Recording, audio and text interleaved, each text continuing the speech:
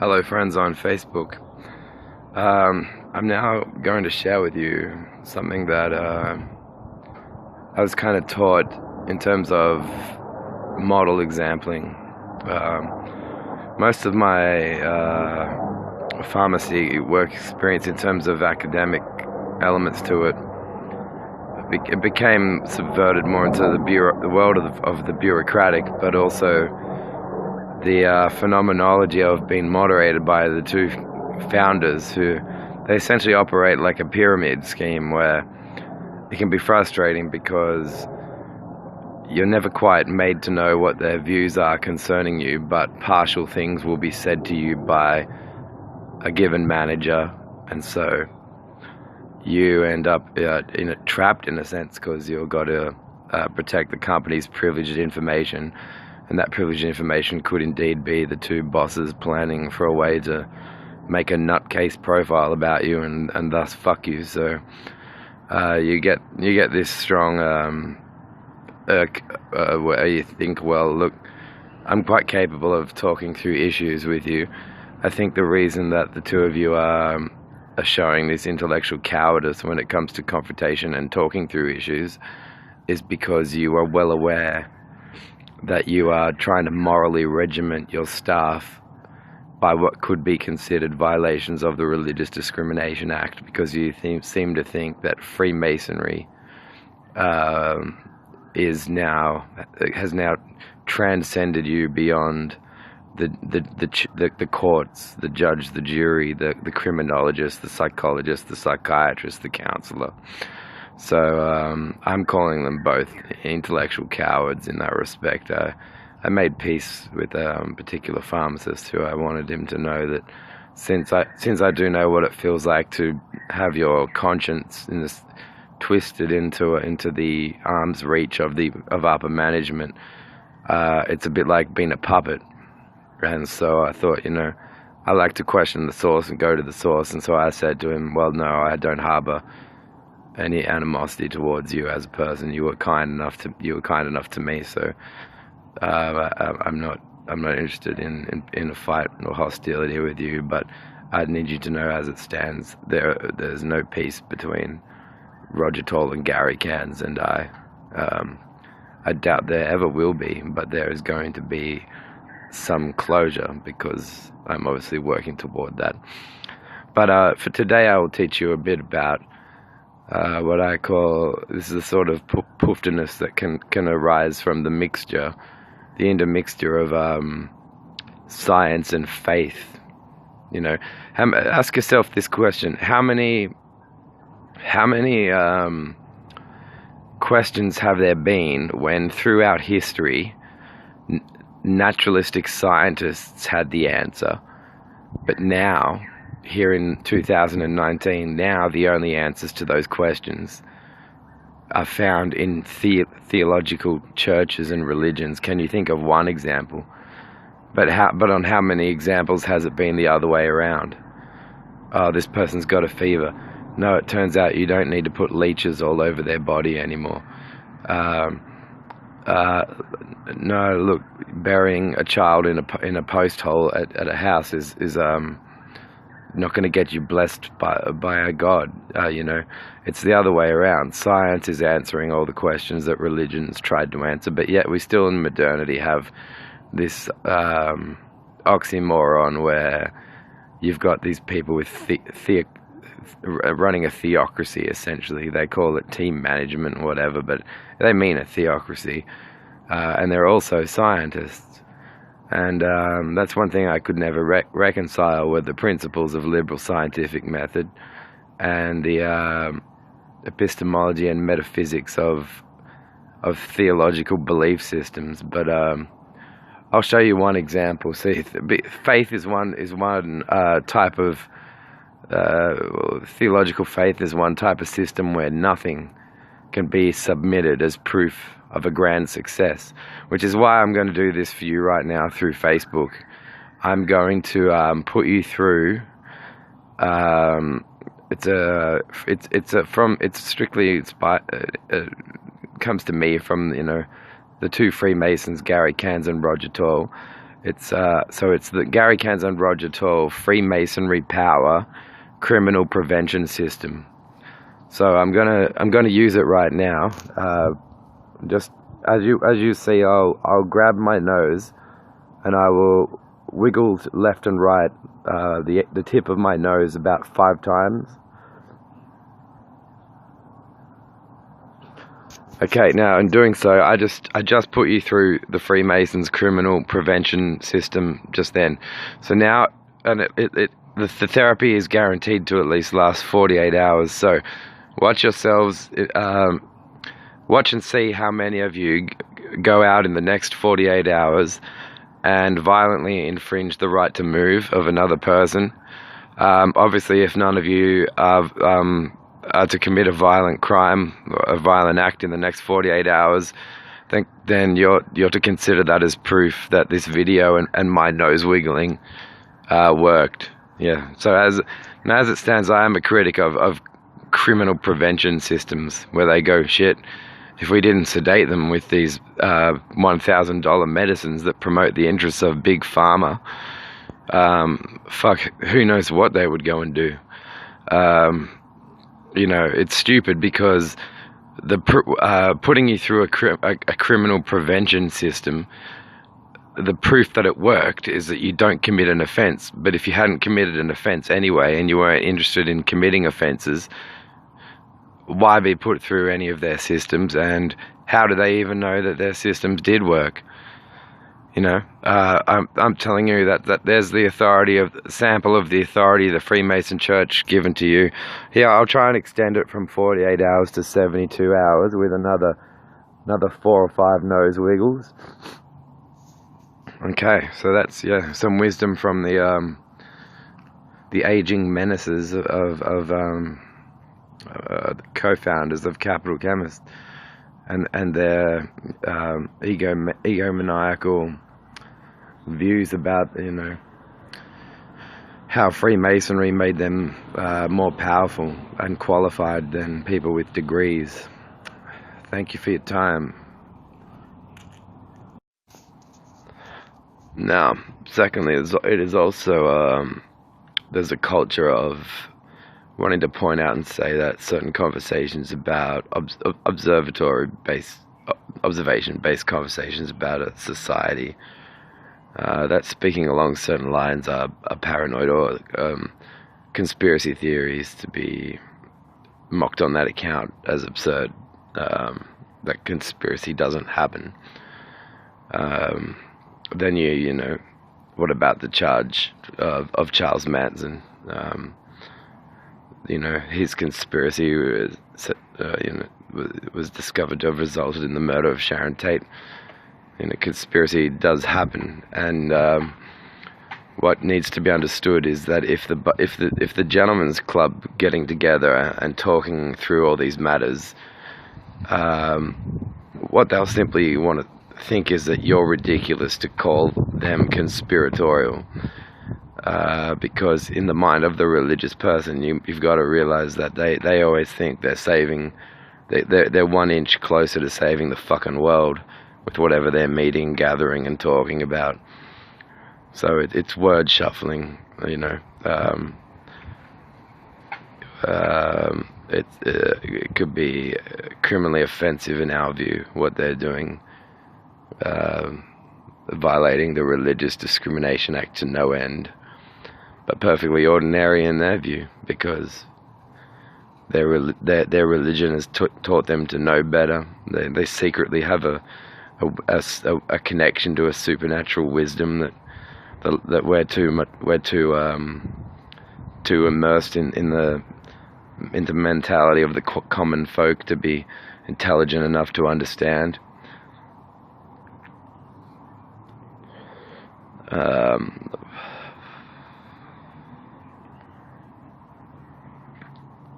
So there is a lot going on here in Canberra concerned with the censoring of thought policing, and the punishing of certain thoughts. And I don't think it's good for the health of the brain to be found censoring your own thoughts or punished for thoughts.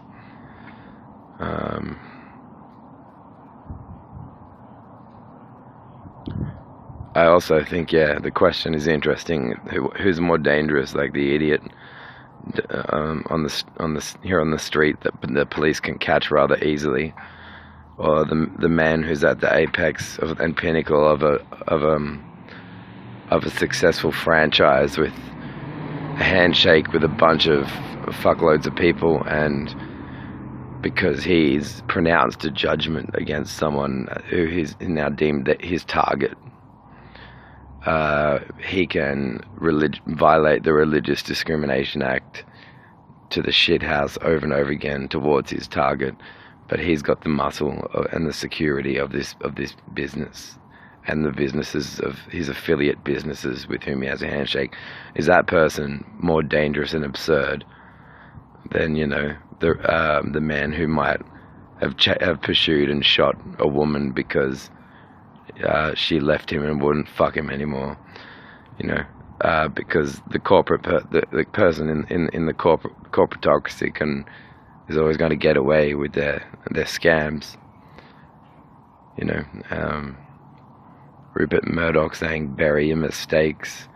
The irony of working for Capital Chemist was, you know, the words "we know what matters" was their fucking slogan, the punchline on every advert, on every shop front. And yet, very, very important matters pertaining to staff well-being, fairness of staff treatment. Plenty of my colleagues left the company due to things like these issues of fairness and fairness of staff treatment were not being discussed. Meanwhile, the public has been advertised this shit. We know what matters. It looked like the absurdity of, you know, being asked to be an altar boy for, being asked to be a wobble board for Rolf Harris, and, you know, smile at the commercials. It's absurd what has festered and grown out of the owner's inability to actually sit as adults and intelligently discuss matters, constantly proving that they think their Freemasonry has made them smarter than detectives, court judges, criminologists, psychologists, counselors, and psychotherapists and psychiatrists combined. And really, they are just religiously overconfident because they've got the success beneath them of the uprooting of a bunch of stores, and that's where I think they're really pathetic. I like the line, "Too stupid to call themselves evil, so they will call themselves heroes." And that's Gary Cairns and Roger Toll.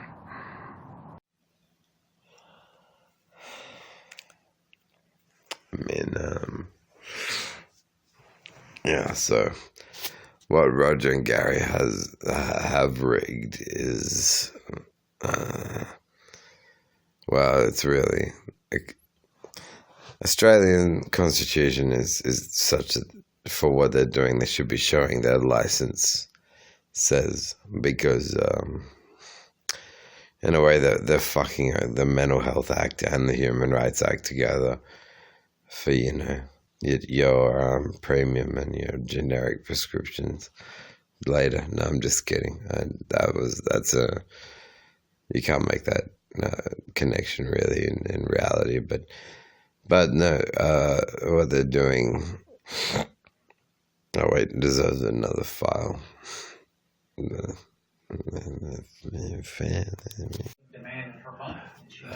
Theology, I think, is a key word that Nietzsche had an eye to detect. And I like his writings about why there should be an opposition to theology. What I think is ludicrous, and this is on a more personal note, is to experience being essentially reformed or remolded and taught, like, these are our ways, and like you say to them when you meet them, you know, I'm an unbeliever, I'm an atheist, do not want to be Christian. I left the Christian church. Now I've no interest in becoming a Freemason. The thing is, they've made it so convenient for themselves that when they do make major fuck-ups when trying to do big top dollar jobs, they can claim to be. And so, yeah, that's getting into some crazy territory, really, because with what people are going to be able to explain with reference to authoritative information taught by authorities in various franchises and shit. Like, I believe the name for the invention formally it's known as a psychoactive prison. So when one is placed in a psychoactive prison, they will hear voices. And they'll hear voices relative to the inner monologue of their own mind. So they won't hear that many. They'll hear fuck all voices if they don't think to themselves at all. Once they start thinking of themselves more, they'll start hearing responses. Those responses will be in the voices of the people who they used to talk to. And all of this, yeah, and so a lot of reconnaissance work is done initially beforehand. Because essentially a drug dealer, a pharmacist, will decide, no, I want this person to be on my list of poofters. So find out who all his handlers are, all his male and female friends. So eventually he wires the prison of voices so that when a person initiates a certain type of thought, like, oh, I'm in a state of panic, who can, like, who is there to help me, for instance, then he could match it to the voice of the girl that, you know, or the girl that was the most admired girl in high school, for instance, so that the person will hear that person's voice every time that they're in that state of panic. And so yeah, that's his game, Rogers, is called How to Host a Murder. He'll play it with staff at staff conferences, but please let me say I do not wish to, embarrass people who have whose respect I've earned by saying this man hosts direct murders. That would be a hideous thing for me to say at this point. What I think he does host is what he would call a disassociative whoopsie. So he'll pick a location and he'll steal some items of yours, your birth certificate, your photos, fucking hell. I'm running out of time again. And he'll represent that you had a fit. So yeah, the beauty of, and I thought the genius, it's like the prank call effect. I once prank called a woman before my voice broke as a young child, and she thought I was the child of her neighbor, like 1 or 2 houses down her street. And because my voice had not broken, in a sense, all boy voices sound exactly the fucking same till puberty kicks in to some extent. So I convinced this woman I was her neighbor's son and that I was stuck at the Arendelle, Kentucky Fried Chicken, and I needed her to drive to pick me up and return me home. And she said she would. And that's... Roger Toll's kind of done that with what people think hearing voices means in the most extreme sense in terms of quantum mechanics. Yeah, so I'm sure, reports, situations where a psychologist would wind up writing a report saying you or someone close to you has been reported to suffer from hearing voices. That could happen if you believed that God would, or the devil would come and speak to you on particular days. Like that's it's very simple, but imagine that this whole phenomenon could be taken advantage of if someone really wealthy. I mean, the quantum fields, how far do they extend? If you have one laboratory with one generator of a quantum field, Will it cover all of the ACT? Will it cover what's its range? This is a very important time. We have essentially people with iron, and in a way, maybe he's trying to bring forward some new initiative where, like, in 6 months from now, they'll have a police show called, who are they making hear voices now, and doing it. It's the same thing. So essentially, from the idea is that from the citizens' point of view, their hearing voices isn't supposed to be officially represented as a process of the conduction of scientific or medical experimentation. Otherwise, that can't happen without the patient's own consent. If they don't give their consent, and I never would give my consent to any such thing, then the Constitution's violated in the event.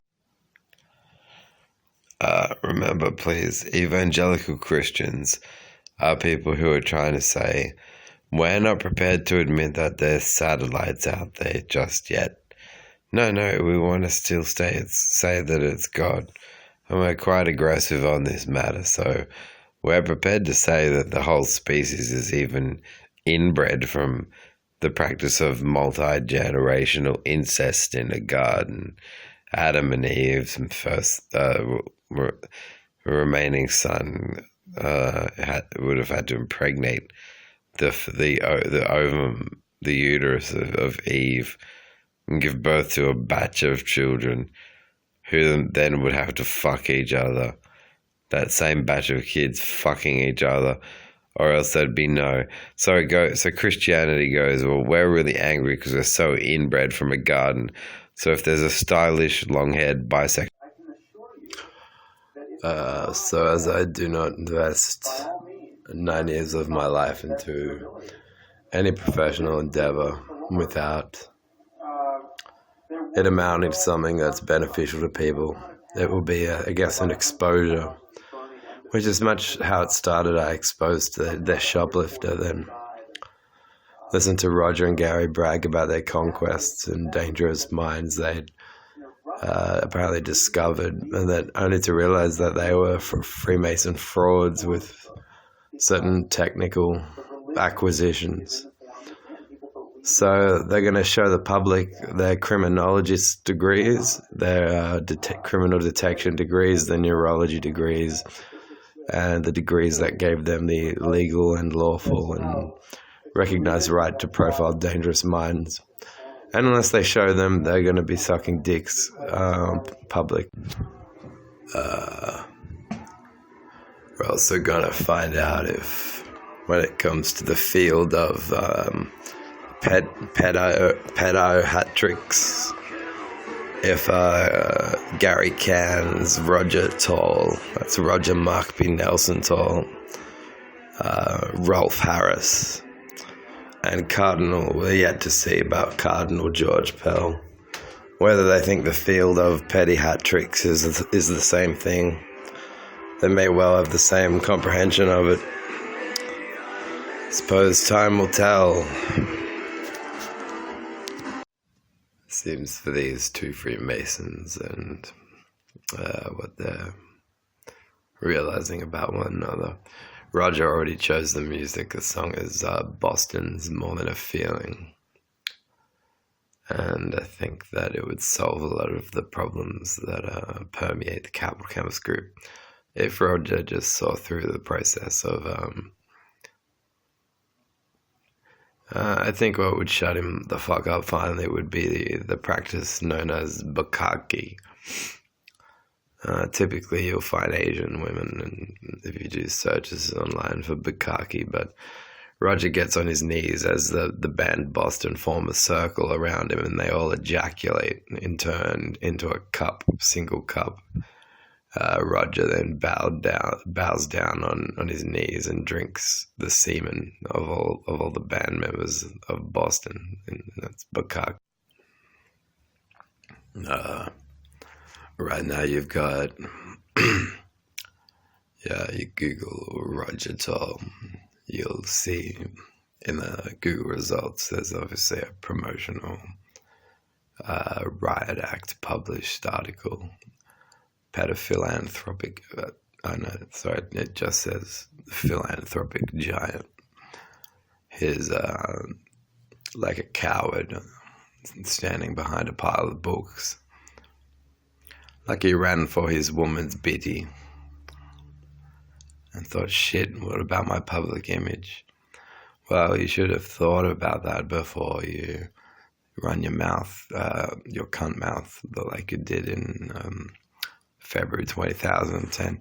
I'm just really holding you responsible. You and Gary, the two of you, you know, how do you put it?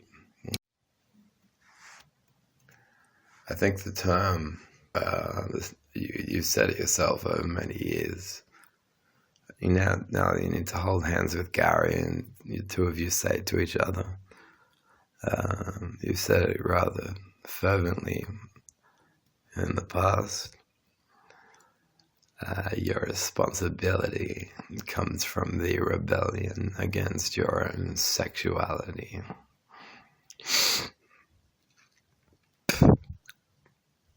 Look at Gary and say it to him. Look at Gary and say it to him. No, I think in a time of controversy, running for your woman is, for coverage is,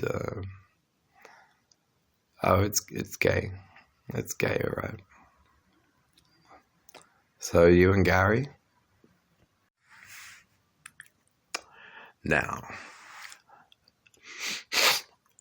whoever this Riot Act press company are, I think they've gone soft. Really, they should have interviewed me. You know, I'll have a story that not only would have generated more interest in their articles, but I mean, it's like that was like saying, "Oh, Riot Act, we've got coverage of a game of fucking checkers at a dementia ward." Good one, Riot Act. Men like Roger and Gary need to stand behind their word, and I'm going to make them know what that feels like. Stand behind your word, supporters. Seems I'm contending with a bit of censorship on this account now too. Now the downside to working at Capital Chemist and having to contend with Roger Toll and Gary, I suppose, as well, is that when one or both of them are completely full of shit, they say they just figure it's constipation. I mean, it's a chemist, so they're Freemasons. They go. You confront, if you were to confront them and say, well, isn't your Freemasonry making you really full of shit? And the way you talk and your judgments, you're so full of shit. They'll go, oh, love, that's just constipation. So there's no way to get an issue through to them conclusively.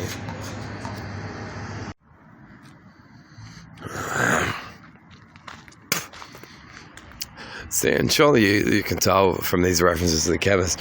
Do I want to be making them? No. Would I rather be making other art that's of beneficial value to humanity? Yes. It's fucking Roger Toll and Gary Cairns. The two of them must be fags who hang out together and then like rub backs before going home and fucking their respective wives. I think they must do that, I reckon. Because they're even raping Freemason fucking secrecy. They should fuck off to Britain or some shit.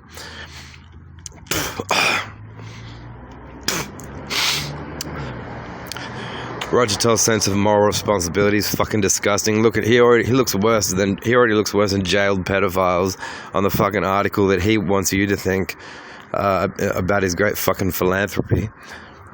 Yeah, so when you work for Capital Chemist,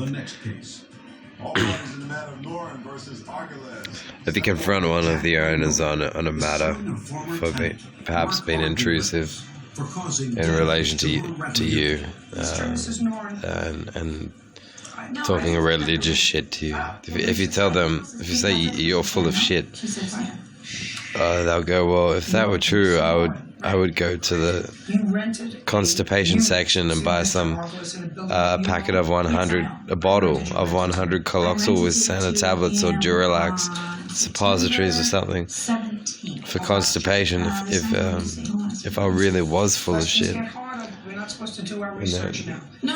and take the liabilities that resulted from things that they just decided that they would never stop saying and make a sale.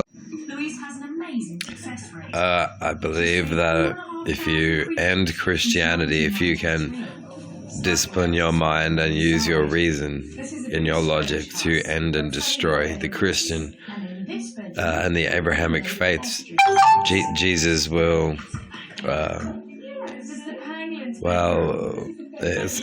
Jesus will help you solve puzzles in Mario games and levels in essentially console games that are tricky and have secrets. And so I bid you good luck.